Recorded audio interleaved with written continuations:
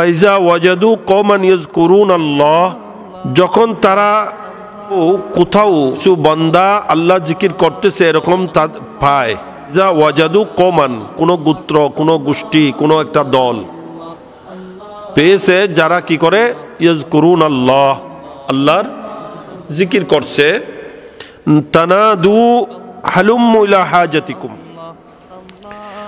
এই ফেরেশতাদের মধ্যে কোন একজন ফেরেশতা যখন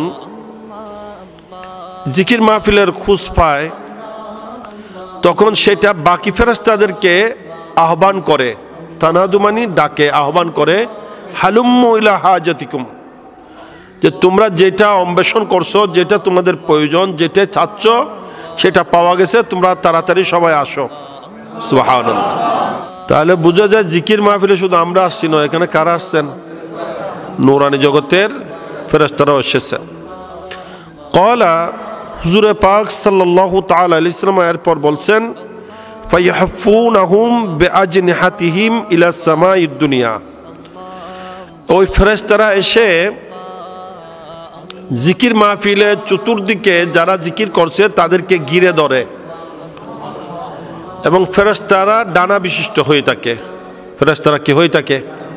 ফেরেশতাদের ডানা থাকে, এটা কোরআনে পাকে আছে, উলি আজনিহাতিন মাসনা ওয়া সুলাসা ওয়া রুবা। আল্লাহ তাআলা বলছেন ফেরেশতাগুলো কি ডানা বিশিষ্ট। ফেরেশতার যিনি যত সম্মানী ওনার ডানা তত বেশ হয়। হযরতে জিবরাইল আলাইহিস সালাম সৈয়দুল মালাইকা, সমস্ত ফেরেশতাদের সরদার, ওনার ডানা সবার চেয়ে বেশি। কত ডানা? 600 ডানা।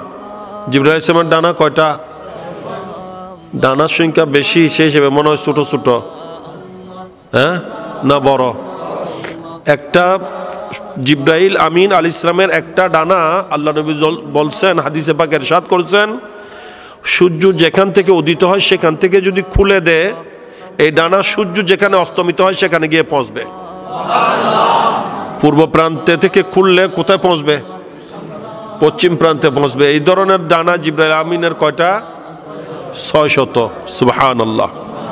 তা আল্লাহ নবী বলছেন ওই ফেরেশতারা চতুর্দিক থেকে ঘিরে জিকিরকারী বান্দাদের এই জিকির মাহফিলের চতুর্দিক থেকে এদেরকে বেষ্টনী দেয়, ঘিরে ধরে, তাদের ডানা দিয়ে আসমান, প্রথম আসমান পর্যন্ত পৌঁছে, ইলা সামাইদ দুনিয়া, প্রথম আসমান পর্যন্ত পৌঁছে।